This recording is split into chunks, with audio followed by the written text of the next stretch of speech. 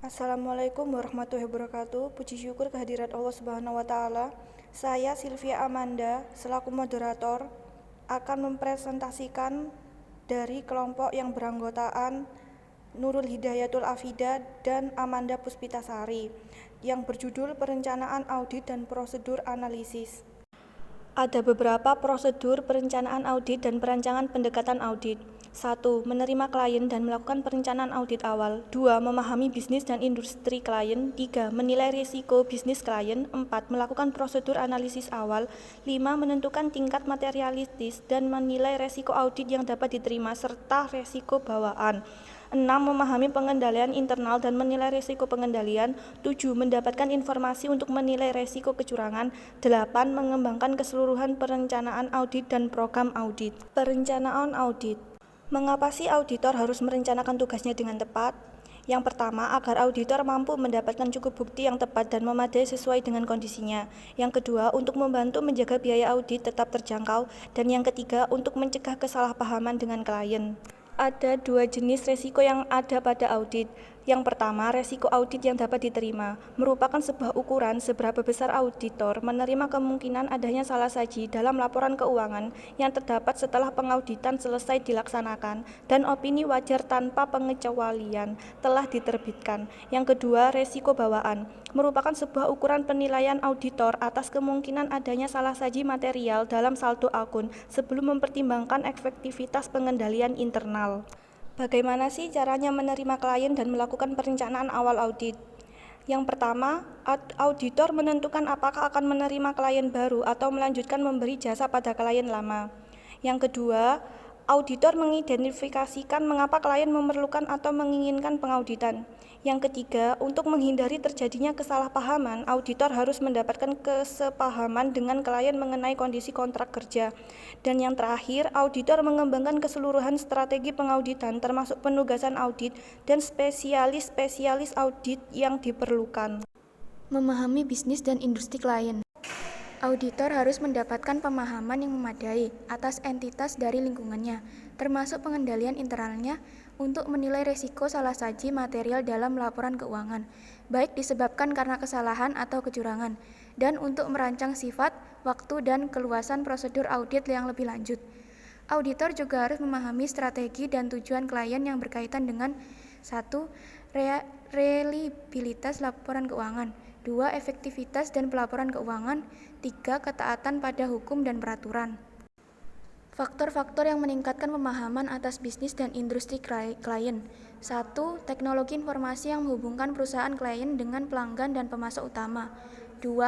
Klien telah memperluas operasinya secara global yang seringkali melalui joint venture atau aliansi strategi. 3. Teknologi informasi mempengaruhi proses internal klien yang meningkatkan mutu dan ketepatan waktu informasi akuntansi.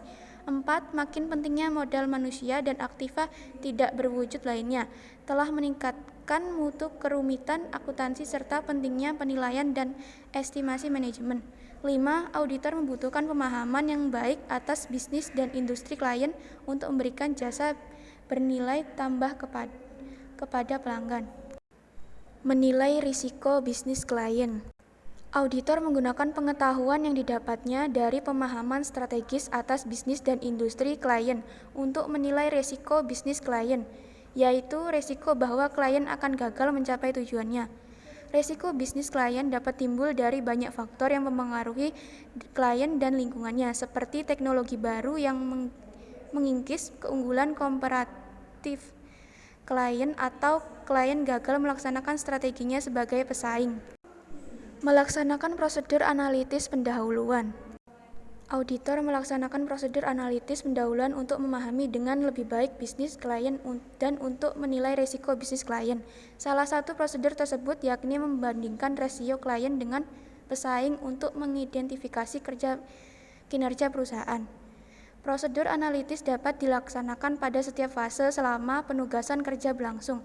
1. Prosedur analitis diwajibkan dalam tahap perencanaan untuk membantu menentukan sifat, luas, dan penetapan waktu prosedur audit.